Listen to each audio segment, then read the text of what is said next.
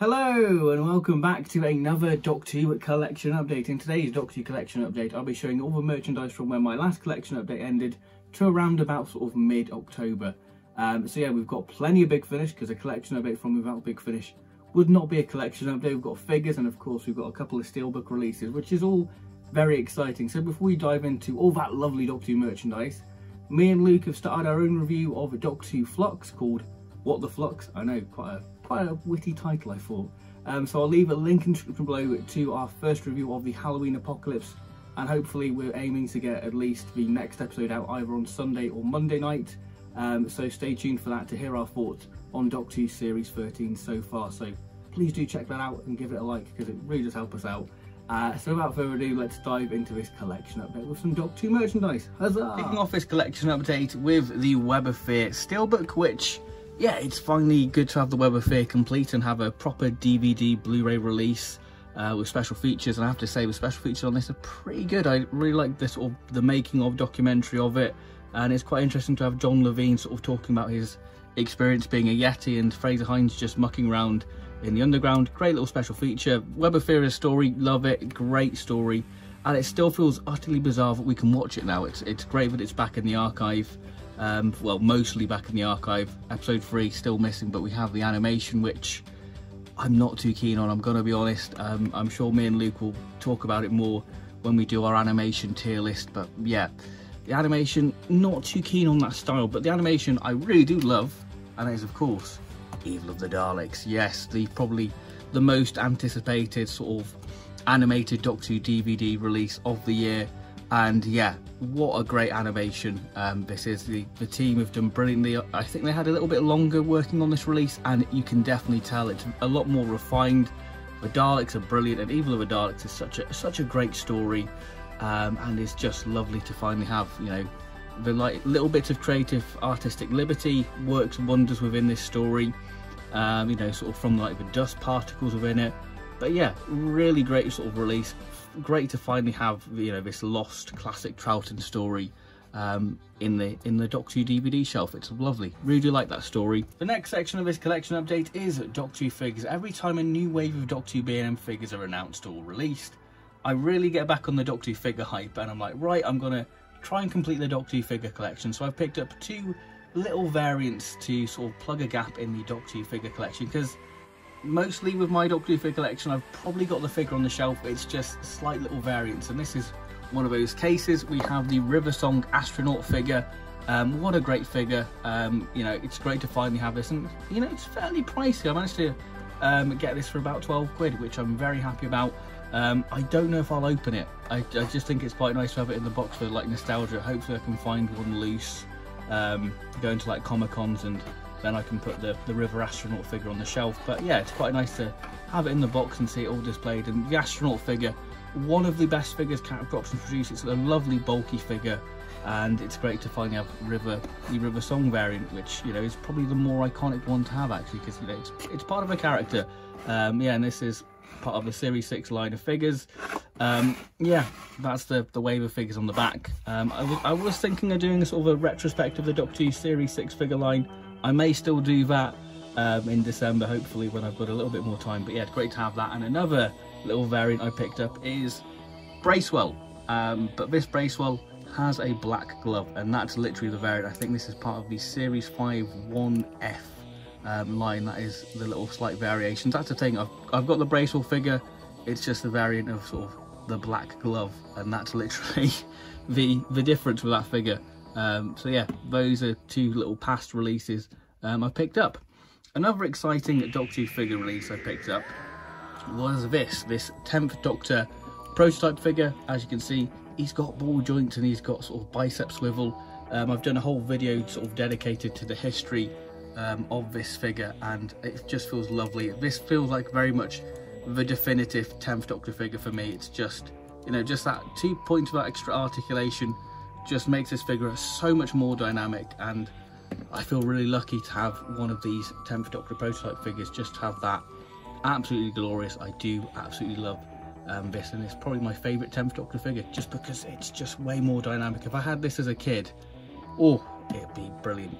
I love it. It's great to finally have my childhood Doctor with better articulation, really. So there we go, 10th Doctor prototype figure there. Yeah, I'll leave a link in the description below to that video talking about the history of this figure. Next up, we have the Doctor Who B&M figure packs, the summer line, or should I say September wave of B&M sets. So the first set I picked up was the Keys of Mariner set, which was kindly sent to me from Character Options. So thank you very much, Character Options and Evolution PR, for doing that. Vord, great figures. It's lovely to have 60s aliens and villains just to flesh out that area of the shelf, because, you know, it's very Dalek heavy, especially after all the history of the Dalek sets we got last year. It's great to add a little bit more variation to the 60s shelf. And the Sensorites, my goodness, I think that these are some of my favourite figures Character Options have ever done. They're just really great figures. They're very poseable, and it's just great to have a very sort of interesting 60s alien on the shelf. I absolutely love the Sensorites. They're just so bizarre, and it just feels surreal seeing these in B&M, just going, oh my god, Sensorites are in B&M. And of course we have the First Doctor. Of course the trousers are a little bit controversial, but you know what, I like it. It very much reminds me of what you would see the sort of First Doctor wearing in sort of an annual or the TV comics. Yeah, and I think that it'll look rather lovely next to the Unearthly Child TARDIS. Hopefully that's going to be out soon, that wave. I'm very excited for those figures. But yeah, First Doctor figure, very nice paint details there. And I did do a live stream sort of giving my sort of final thoughts on this wave. William Russell, yes, very nice to have a 60s companion. Gotta be honest, the likeness is good, but it just depends what sort of angle you catch the figure, and then you really do sort of get the William Russell likeness. But yeah, great to finally have a 60s companion. Hopefully we can add Susan and Barbara, because, you know, you can't really have Ian without Barbara and the Doctor without Susan. So there we go. To complete the B&M summer lineup, we have the History of the Dalek figure set. So we have the Power of a Dalek set with the Pizza Dalek, or should I say Mutant Scoop Dalek. Really lovely to finally have this Dalek in the Doctor Who figure line. I thought that we'd just get two sort of 60s drone Daleks, but this is a lovely surprise, and I'm so happy to have that Mutant Scoop Dalek in the figure line. And yeah, it's lovely to have another 60s sort of Troughton Dalek drone. Again, we have the 1970s Dalek eye there. You can see the pupil there, and yeah, the unpinched gun there, very much like the Mechanist Daleks and the sort of Imperial Dalek gun, which is really nice. And the new addition of the Egg Cup dome lights, really lovely, and the great sort of reflective silver paint apps. But the main star of the Dalek sets, sorry Power of the Daleks, is the Dalek sets. My goodness, I love this set. I think that this is one of my favourite Doctor Who sets they've done. And obviously in December I will do my top 10 Doctor Who figures from 2021, and I will do a Doctor Who figure collection, so stay tuned for that. But yeah, the Supreme Dalek, my goodness, Character Options have really got this Supreme right. I love it. They've altered it, corrected it, and it's just utterly stunning. That lovely reflective gold paint, that metallic finish to it, it's really lovely. I do love this sort of Supreme design, and it just really pops on the shelf, as you can see, really does stand out. But this boy, my goodness, it feels lovely to finally have a gunmetal grey drone 70s Dalek. This is my favourite Dalek design, because Daleks are tanks, and this gunmetal grey really does reflect that. Quite literally, actually, because it's very reflective and shiny, and I love me some shiny Daleks. And yeah, it is really stunning. This is probably my favourite figure of the year so far. Will it be beaten? We'll have to wait and see. I mean, I love this set so much, I picked up another History of the Dalek set, 7. Haven't had a chance to unbox it. I wanted to pick up another set so I could have two gunmetal grey drone Daleks, much like in Day of the Daleks. So there was 3 Dalek props, and then I'm going to put the other gold Dalek with McGann to represent sort of Dark Eyes 4. And then I'm going to use the original Supreme Dalek as a Frontier in Space Supreme Dalek. Yeah, I've worked it all out because I'm a weird fan like that. So those are the Doctor Who figures. So we have a quadrilogy of releases. So we have the Exilus Dawns with the 5th Doctor and Anthony Head's character. And then we have Exilus Rising there. And then we have Exilus Decays with the 7th Doctor. So that's a sort of trilogy of releases. I've not had a chance to listen to these 3 releases, and that of course includes the Plague Heralds of Exilus with Bernie Summerfield and Iris Worldtime. Exilus Dawns is the first Big Finish Iris Worldtime story, but yeah, I've not listened to these stories as of yet. Hopefully I'll have a chance to listen to these very soon, and I'll do a video reviewing all 4 of these releases. And yeah, that should be exciting to have a look at Big Finish's sort of first sort of foray into sort of trilogies, I guess, in a way. But yeah, then we have the War Master Killing Time fantastic box set with Joe Jones and Nyssa. I've done a review of it. I'll leave a link in the description below to my Big Finish review playlist so you can check out my full thoughts on this. And I tell you what, it is a really good box set. Any War Master box set they've done, check it out. You're in for a real treat because it is really great stuff. And for Joe's story, my god, that is just really, really messed up stuff, and yeah, very traumatic. I think that's the best way to describe it. Then we have V11, the 6th Doctor versus V11. Now, I'm going to be honest, this box set, I'm not too keen on it. I feel like I need to revisit this box set to properly get it, because, you know, if you're not in the mood to listen to a Big Finish, then you're not going to have a good time, and I feel like I wasn't really in the mood for this box set, so I definitely want to revisit it before I, you know, review it. But if you want a 6th Doctor box set, you're not going to get it. This is sort of, well, the second story is Dr. Light and Constance Light, so it's more of the 11 box set than the 6th Doctor. So yeah, if you want Colin Baker within it, you're not really going to get it. It's very much the 11's box set really, and his sort of wife character. A box that I really did love is The Lost Resort and Other Stories. This is the concluding box set for the sort of 5th Doctor, Nyssa, Tegan and Mark stories there. You can see, there's Mark. Very wholesome boy he is.